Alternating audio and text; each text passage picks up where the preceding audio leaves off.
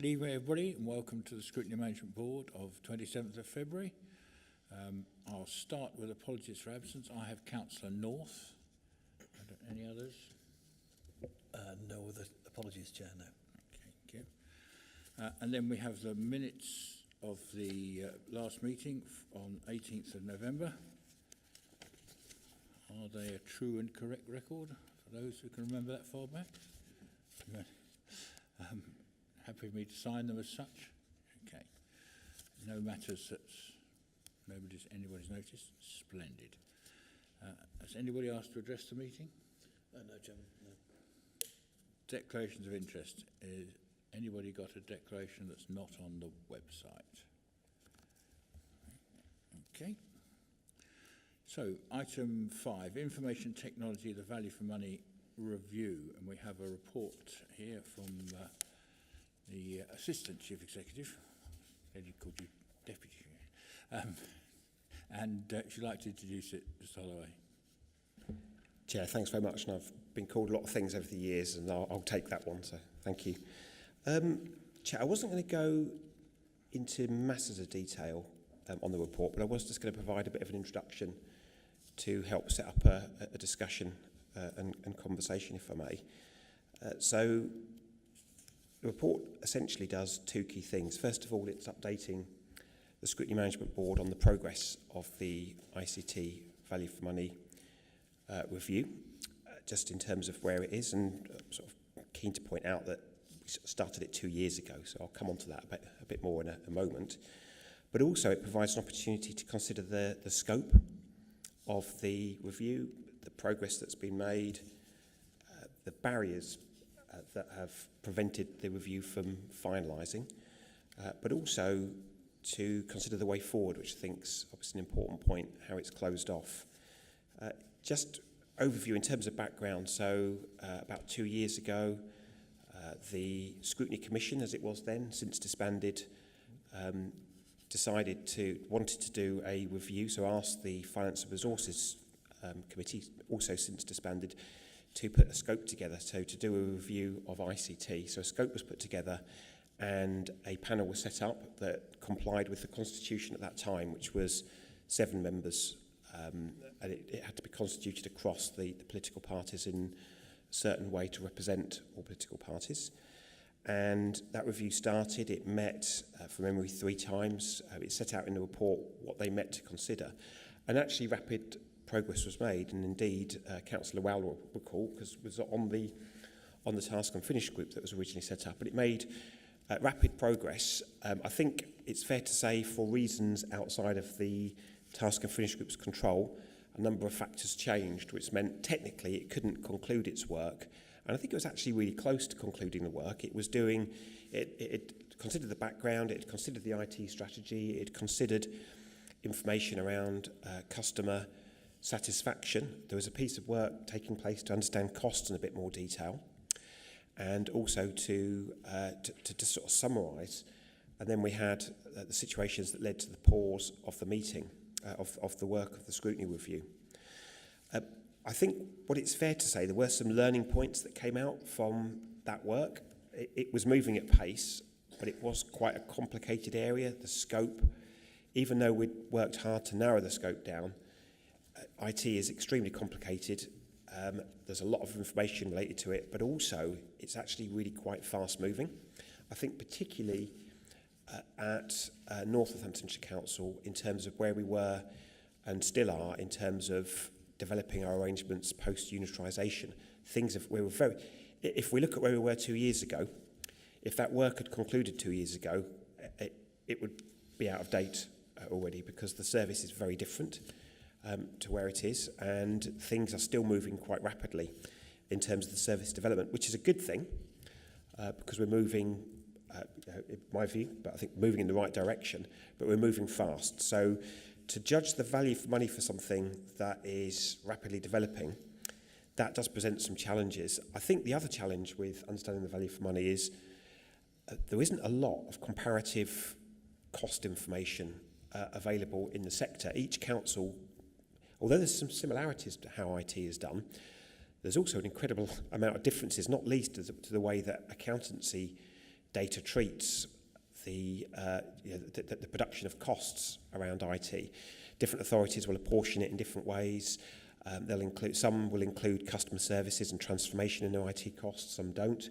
So there's actually quite a lot to unpick. Now, the Scrutiny review did look at financial information, and what we used was like a can opener to understand where it was. And North Northamptonshire Council was sort of middle of the pack in terms of spend of unitary authorities. But if I'm brutally honest with you, you could pick holes in the way that was calculated, and it could move up or down depending on how you treated it. But it wasn't showing as an outlier as being really low or really high.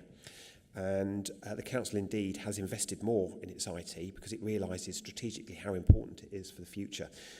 The reason for that context, Chair, is just to set up that judging the value for money for something as complicated as the IT services for a £400 million organisation, actually with the complexities, is actually quite a difficult thing. So I think we've had some learning on that front. The way I felt it, Chair, and talking with yourself, but the way we thought this was useful to focus the debate at this meeting was to sort of break down the problem into 4 areas. There might be more. So obviously members may have other areas, but we were thinking in terms of timing.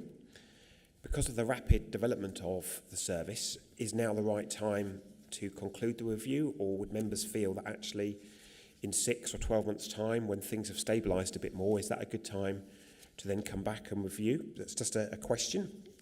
The scope of the review, one of the challenges we have, and it will come on to the next point in a moment, one of the challenges we have is if those members who are interested in IT, understandably, want to get under the skin of IT and ask a lot of questions. There are a lot of questions you can ask, and there's a lot of detail you can go into. So it's finding that right level of detail to go into. And members may want to review the scope and narrow it in, or they might be happy with where it is. Leading on to the next point around participation, I think really it's that point around being such a technical area. It's making sure that the right members are on the group who have that natural interest, that curiosity, and also understanding. It's my view that we can put the information in front of members and it doesn't really matter what the level of understanding is, but to give the review, to give the members that true view and that the teeth of scrutiny, it helps for members to have that level of detailed knowledge. That presents a bit of an issue because enterprise IT in the local government world, it won't surprise you, is quite a specialist area. So it does present some challenges, but it's not. It's certainly doable. And then I think just considering the perspective of the review and the natural limitations around value for money. The example I give is if you're in the desert, actually, if you've been in the desert for a day and it's very hot, someone could wave a bar of gold in front of you and it will have no value whatsoever. Put a bottle of water in front of them and I can assure you they'll want to grab it and drink it. But if you're at home and someone waves the bar of gold in front of you, it's suddenly much more valuable. And I'm not drawing a direct comparison with IT, but it really depends what your situation is, what your requirements are. And if we look at where we were as an authority when we formed back in April 2021, that continuity of service delivery coming out of the previous council arrangements was safe and legal, I think was the word that we used, the phrase we were using. It was absolutely critical. So the services we were valuing then were of high importance. We value something different now. It's more about the transformation. It's more about the ability to deliver efficiency and to really transform the customer experience. So just what the council views as value for money has changed over time, and it will continue to do that as we see artificial intelligence starting to make a bigger impact. So, Chair, I just really wanted to set up that I think it would be useful to get a steer from members as to how they want to proceed with the review, if indeed they do want to proceed with the review, the timing of it, the scope, the membership of it, but also just that realisation that the end product is always going to be a judgment. It's always going to be a perception and probably never going to be an absolute science. But that's not a bad thing. It's just a thing. So, Chair, I'm going to stop there if that's okay, because I'm sure members will have items they want to discuss and ask. Okay, thank you for that. I think the first thing to say is that apologies to Councillor Buckingham and her committee, the corporate, because it should have gone back there, but through circumstances the time didn't permit it, and there isn't another meeting, so we brought it here so that we can at least give some direction.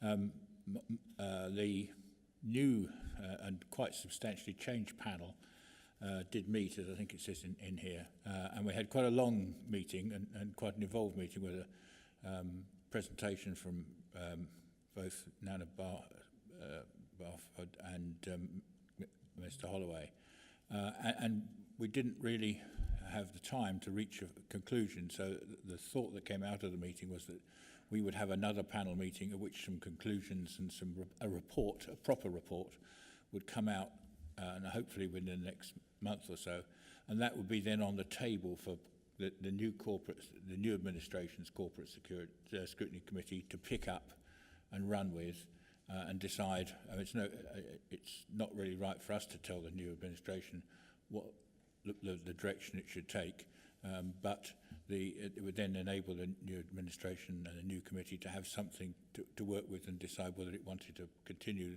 the panel or not.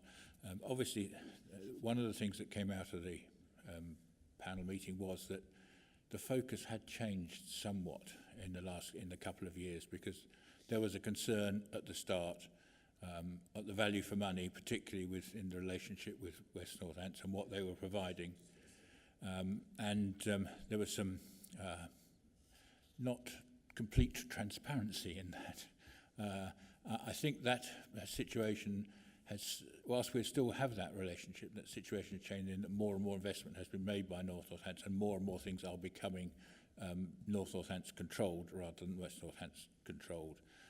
So there is some light at the end of the tunnel in that respect, but it may well be that the new committee would still like to look at that.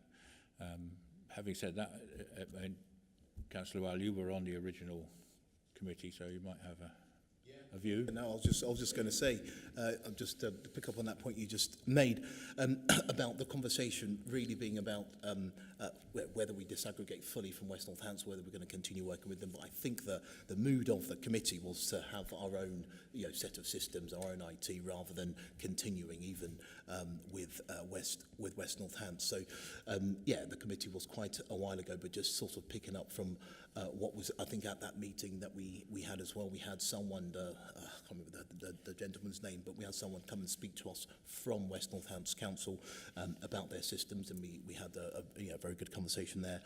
But I agree with you, Chairman, that I think it's right that we put together a report which the next administration can consider, rather than us determining it all now. The timing, as Guy mentioned, is important. Doing something now seems a little bit premature to me. So I don't think we can conclude now ahead of the election and a new administration being formed. And I think members will generally agree with that point. And I've got another point in terms of AI that was mentioned. Has this been considered? I don't know into what depth AI has been considered into the systems that we're going to be putting together in the final piece. So that's all I have, Chair. If you want to. Absolutely, yeah. And it was Chris Wales who came along, the Chief Information Officer from West Northamptonshire Council, and you're absolutely correct. It was a very useful discussion and very helpful in understanding more about the arrangements provided, or helping members understand more about the arrangements provided. On the AI question, it goes back, I suppose, to this thing about how you judge value. Interestingly enough, AI wasn't spoken about much 2 years ago. It was very much around, but obviously it's really things like ChatGPT and the open language models for artificial intelligence has really shown its benefit. So that in itself illustrates just the speed of movement. It was all about robotic process control 2 years ago, whereas now artificial intelligence, and will probably continue to grow in terms of its impact. So I think that illustrates the speed, and you're absolutely right. A value of judgment of the value for money of a service would be around one of the factors, the capabilities of the service to deliver the council's needs going forwards at a price that is affordable. So now AI would certainly be within clear scope of value for money for the council, and how I think with IT, and forgive me, members will have their own view, and I you know, sort of reserve judgment on this, but to my mind, it's not about how cheap you can get something, it's about how much value it can add. So what as officers, what we tend to do is, rather than look at just the quantum of spend in IT, we look at what value can it add to the overall council budget, which is significantly greater. And actually, if a slightly larger investment in IT can deliver a better return in terms of customer experience, in terms of budget. And so that's where you get into that kind of the added value layer of, you know, an investment in things like artificial intelligence. What return on investment can it give? So I think that would very much be within the focus of the review work going forwards. But just keen to point out, it wasn't. If you read the scope from 2 years ago, that doesn't factor in there. Yeah, AI brings its own issues, and maybe safeguards are very much to the fore. Did you want to come in? Thank you.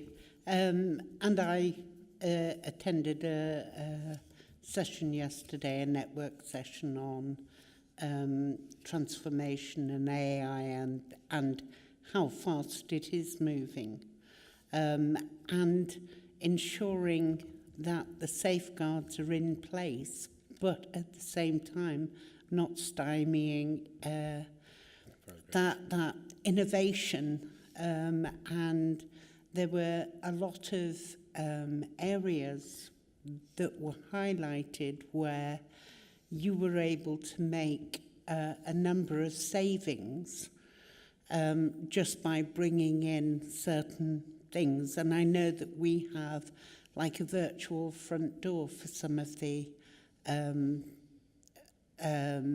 family hubs. So it's those innovations that will come, which will need, I think, a greater understanding. So I think that you're right in terms of getting the scope right, so that we get the most value from whatever it is that we're putting in, that we look at the opportunities, but at the same time, you know, understanding those threats to us as an organisation and where those splits are. So yes, I would agree on that in terms of scoping it really well. And perhaps you mentioned threats, but so perhaps when the panel reforms, you know, after it should have one of its things as to the risk register for IT, because that's an area that we should recognise, and we should make sure that is, because it's not something that comes before us very often, the risk register. I know that exec gets bits of it, but it's a important, these days, a very important document. Did you want to come in? It's just a few comments, really.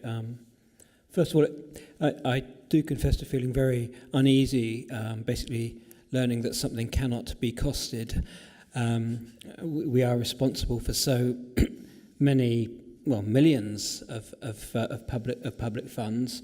It would be nice to know whether we're getting good value, but I absolutely appreciate that at the moment it can be impossible. I wonder whether sometimes we're asking the wrong question when we say value for money with IT. Should we be breaking that down a bit more? Should we be saying, are we getting value for money with our software contracts? Are we getting value for money with our techs, with our hardware, for example?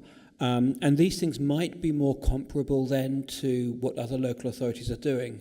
And ironically, Guy, I think that AI could actually help there, because you could feed all of, let's say, Buckinghamshire's accounts data into an AI program and then say, compare that to Northants. How much are they paying on IT stuff? How much are we paying?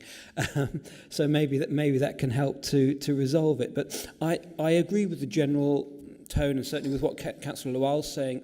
This is not the time to be trying to do value for money when it is changing incredibly fast. And I think in a year's time, the capacity of AI may have doubled. and with much further implications for us, for the way we do things.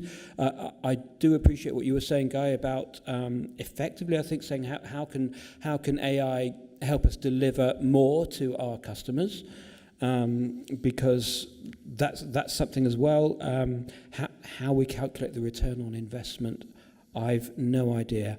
So these are just sort of general comments. One thing I do wonder is whether whatever the successors, whoever is on this panel succeeding us in a year's time or so, whether they could go into some sort of revelatory partnership with another local authority and just say, you must be in the same position as us. We don't know what value we're getting, but can we just try and compare like with like? So that could be a conversation that could be had with other local authorities, say 3 or 4 working in partnership together, to say who's getting the best value, what can we learn from one another?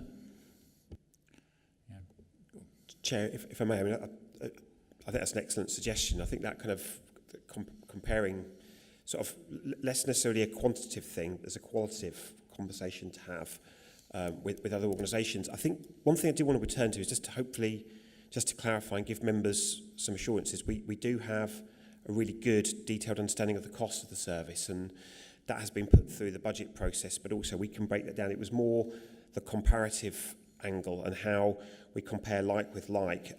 What I would say, Councillor Irwin's point around looking at the contracts and procurement and those areas, I absolutely agree with, and that is an area where members can get assurance. And Councillor Lorman, you recall, that was actually an area that one of the members was particularly in the last meeting we had in January wanted to get more to grips with and to bring information back about contracts and the process we've been through, because clearly if we're going through a procurement process for contracts, if we're going out to the market and we're shopping around, then we should be able to show how we're getting a good value for those. Where it becomes difficult is then drawing a comparison with another authority that might have a different specification. They may have a different way, a different number of staff, different number of customers, a different set of systems that plug into it. But you can use that as a can opener to sort of say, well, actually, are they significantly out? Are they significantly higher or lower? And also through that conversation that you're suggesting is actually understand why. And say, well, why are you in a different place to us? And it might be that actually they've just invested more. Or one of the examples has been those authorities that don't have housing services. They will have traditionally lower, a comparable authority that doesn't have housing services will have a different IT expenditure profile. So there are a number of different factors sort of to take into account. But I think the suggestions could give members assurances around how the council spends its money. It seems very strange that for such a fundamental service, which is now the bedrock of everything we do, there's so little benchmarking going on. Most other areas you can get benchmarking figures, of some sort with a comparable authority. But what you don't want is the Lord Lever advertising thing, where you're wasting 50% of it, but you don't know which 50%. Councillor Laval wanted to come in. Yeah, I think just to add another comment. Another consideration is where we're looking to these strategic priorities. We're considering that from central government. And in alliance with a number of other councils that will be within this mayoralty or strategic partnership of some kind, there could be some economies of scale in that. So in terms of value for money and saving, getting some savings from a number of different councils coming together and saying, right, we're going to take this system. If there is that sort of relationship, and I know that's not yet been determined.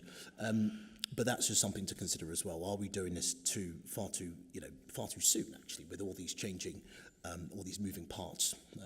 Just a point. Thank you. Councillor Buckingham, you're next. Yeah, and I was just going to say some of the networks that are already going on that are sort of bringing out those best practice areas or areas where they've already developed apps or systems, or we don't have to go around reinventing the wheel. Learning is from each other. And those networks is going to be really, really important. And, you know, sort of bringing some of those things back that are working or that can be adapted for use for us. Thank you. Sorry, just for the record, I just want to say I didn't claim to be for or against any sort of mayoralty, just to be clear. No, we don't want to go there. No, we do not want to go there. Okay, so we've had a good discussion. The recommendation is to note and to propose a way forward. So at the start, my proposal was that we have one more a wrap-up meeting of the current panel, does a report which is then available to the new Corporate Scrutiny Committee, who will then put it as part of their work programme or not, as the case may be. Is that everybody happy with that? And as a way forward, Ms. Holloway, that's enough for you, is it? That's sufficient guidance? Chair, it is. I'm just looking at my colleague Chris as well. I think that's doable, isn't it, Chris? So, yeah. Thank you. Yeah, it only needs to be an online panel. It doesn't need to be like as it was before. Yeah. So, yeah. Okay, all happy with that? Okay. So we move on to the next item, which I think is the annual work plan. And obviously we've no more scrutiny meetings, so what we're really doing is putting something in place again that the new administration will look at. What I would like to avoid is the new administration having to spend a third of its initial year having to talk about what it's going to talk about, and having having something in place that it can work with. So we've got the various cycles. So we've got the various items. The forward plan is very sparse at the minute, and there's nothing on there that we can work with, and the new administration will have its own ideas of what it wants to put on there, but presumably at some stage you have to put it on the forward plan. So we've got, first of all, the corporate scrutiny. Do you want to take us through it and what you'd like to suggest, keep, remove? Yep. We have, as I say, the ICT stuff is really the only, apart from performance monitoring, customer service update, which was one that was left over from last year. And I know that that's changing. We've dealt with the ICT, which will come back obviously afterwards. We have the Ombudsman's annual review report, which isn't on there, but normally is for this time of year. So I'm presuming that will be a joint care and housing ombudsman service. So looking at those issues. Does that include complaints and compliments? Sorry? Does that include the complaints and compliments report? Yeah, it's all the things that have gone to the Ombudsman over the last year, so it's his annual review. And we also have, obviously, the recommendations from the Budget Scrutiny Action Plan to come back at some stage before the committee for that to look at and see if there are any other areas there. And then it's just our monitoring report. So some of those recommendations, like having a savings monitoring report and some of the other things from that action planning will form part of our work plan for next year. Would some of the budget items also be relevant to one of the other 2 or 3 scrutiny committees? Yes. And also, are there transformation things that are going and disaggregation things that are still going on that you might be having your sights? Yes. There are several areas where there are reviews going on at the moment, so we won't know what the outcome is until we have the new plans in place and the recommendations coming back. But we've also got to factor in there our own corporate scrutiny report, annual report, and how we factor those in. Okay, which sounds you've got plenty to attack. Councillor Laval wanted. I was just going to ask the chair of the corporate scrutiny whether she's going to be considering the member inquiries. I know there's some changes happening. The team's working on customer service on that. It will be very interesting for that to be scrutinised once that's concluded. Yeah. Yes, so that is part of the only other one that's there, the CRM system that Simon Mills was bringing back. That's already there, and that needs to be carried on for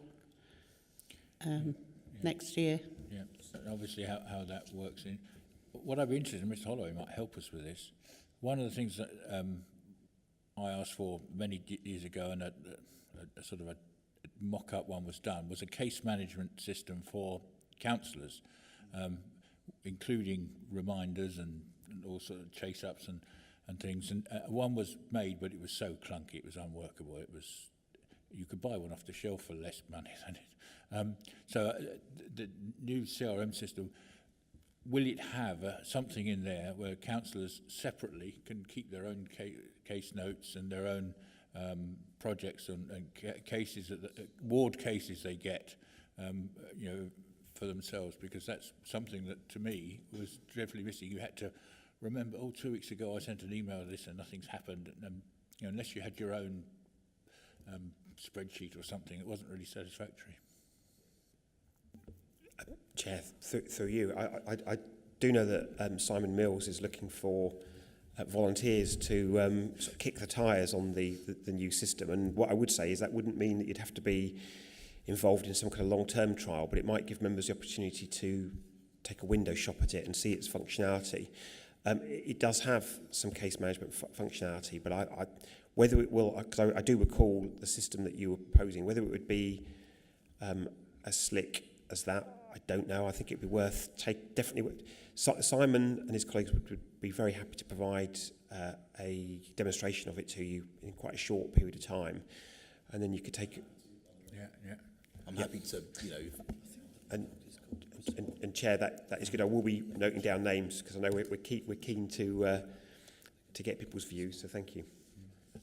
Yeah, I mean, I think that would be useful, especially with a lot of new councillors who, and there will be a lot of people who've, you know, not been councillors before, I'm sure, and to have something who won't necessarily know where to go for things, and so they'll be running around, and they'll need mentoring. Okay, so is that okay? So next we have the Health Scrutiny Committee. Councillor Val. Wonderful, thank you. So, you have got another meeting. yeah, we've got a number of them. I don't think we have another meeting. Oh, well, sorry. Third March. Tomorrow, yeah, it's on 3rd of March, yeah, on Monday. Yeah, so on that meeting, we're going to be discussing dementia services. Well, ultimately, it's the project that's been done to kind of feed in the insight into our area. And we're also discussing disabled facilities grant. And I'm trying to get a briefing in. Raj will fill me in on whether he's able to get a briefing in on the homeschooling and exclusions, which is on here. But is it down as a briefing? It's down as a full item here, but it should be down as a briefing, unless it's now a full item. Raj. Yeah, the school's exclusions item is down as a briefing. Yeah. Yeah.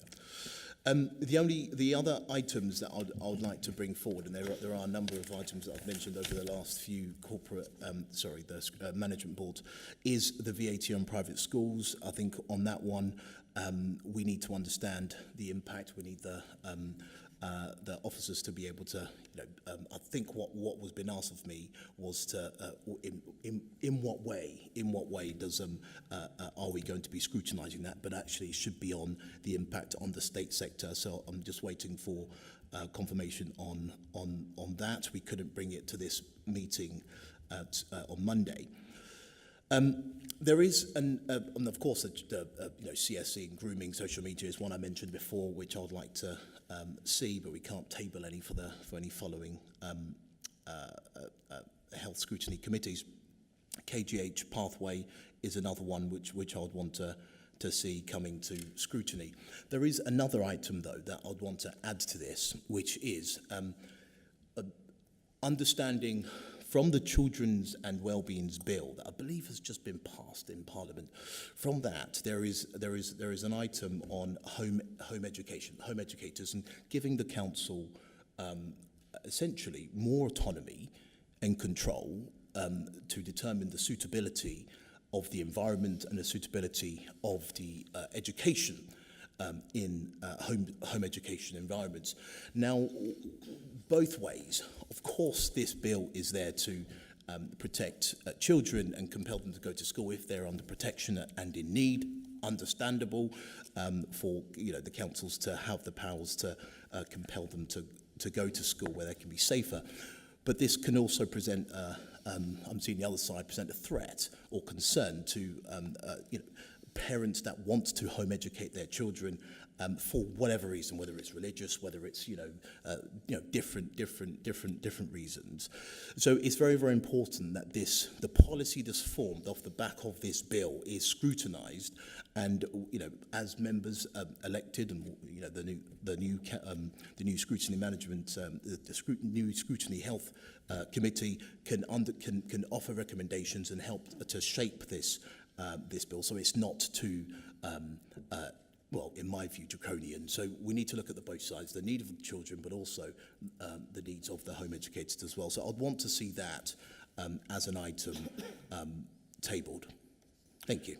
Thank you. A couple of things. I agree with you about the VAT on private schools. It's pointless looking at. It has to be looking at the impact and the effect on our schools and where the pressure is placed, if there is indeed any. The home education thing, and I would think that would be well tied in with the virtual school, which is something, are there opportunities for people with home educating to use the virtual school?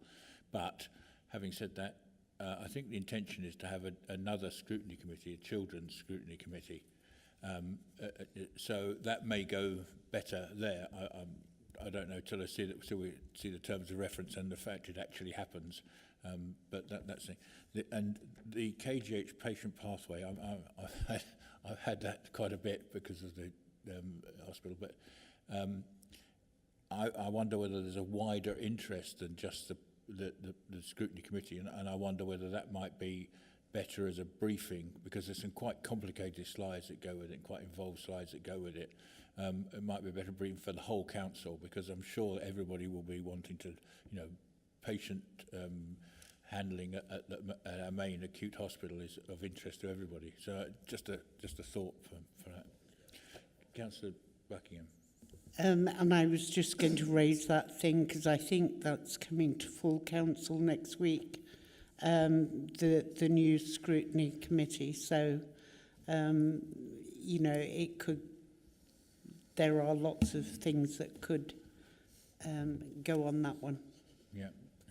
So it sounds, anyway, you've obviously got things like the regular things, the hospital reports and so on, and I'm sure Mrs. Bethia will have loads of things she wants to bring because she's very keen. So yeah, work with her quite closely. And then we've got the place. So we've just had the couple of days ago the top three, and then housing strategy. Housing fire safety, the green burial can come off because that's got to go to EAP first. There is no policy to scrutinise, so it has to a policy has to be created if the executive and the EAP think so. So that needs to come off the list. And again, we've got home to school transport.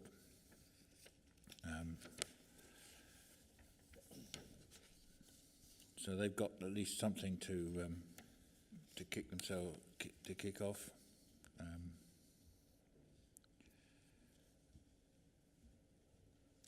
After that. And then there are some items to be scheduled. So the top one, I've asked several times for a briefing on the traffic enforcement measures, and perhaps I'll separately can give a bit more detail. Unadopted roads is I don't know whether that's best as a briefing or an actual conversation in committee, because there are a number of unadopted roads that simply are unadopted because developers haven't presented them, which is, but there are a number that are much older and the developers have gone out of business and so on, and council really needs to think whether it's going to take those on board at its own expense or not. So the new committee might like to think what it wants to talk about that, or have a briefing. I'll take and street naming policy. It's actually gone through exec, but the executive portfolio holder said in the executive that he was happy for it to be scrutinised because it hadn't been, so that rather than the briefing, there's no point in briefing note because you can't ask questions of a briefing. So I think that's an item that should be brought forward. And then we've got possibly the resurrection, and I think again best left to the new thing of this asset rationalisation and use panel. That's moved on again because there has been some declarations of surplus to need, so they could be that could be done again. And there is also, for this committee, there is also the scrutiny executive protocol, and the monitoring officer has recommended that that is left to the new administration and the new scrutiny to do, rather than us to impose or suggest something to them. So that is also there, which would probably be something for this group rather than the individual ones. Anything else I've missed? Or anything it wants to bring up? No? Sorry, go on. Sorry. Given the problems that we've had recruiting to a panel, as it were, is there any scope for this committee to actually think about how we recruit to some of the scrutiny panels? In the future, I know that it's probably out of scope, but if it's taken 18 months to get a task and finish panel together, is there scope for this committee to actually recruit? I think I'd take advice from the Assistant Chief Executive on the position there, because there is the political balance to take account of, which changes occasionally, and people move around in and out of executive jobs, which takes them on or off panels. So it is a bit, maybe we could have more availability of substitutes, so that would be more efficient. I don't know if you've had more experience of running these panels than anybody.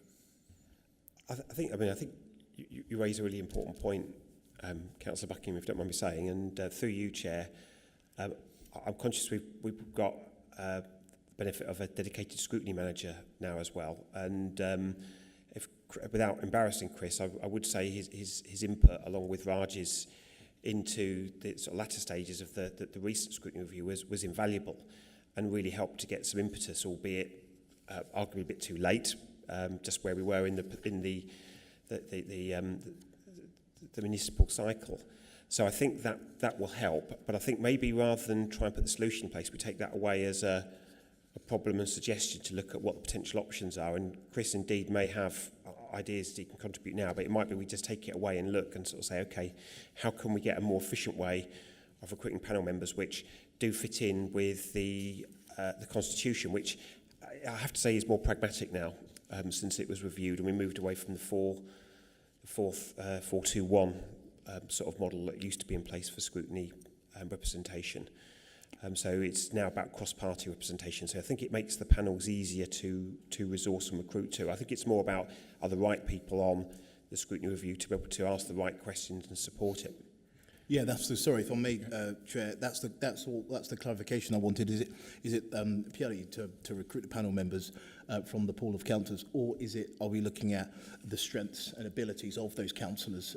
Like if someone's really good at, engineering, I don't know, they may be good at place or whatever. Is that what you were referring to in terms of document?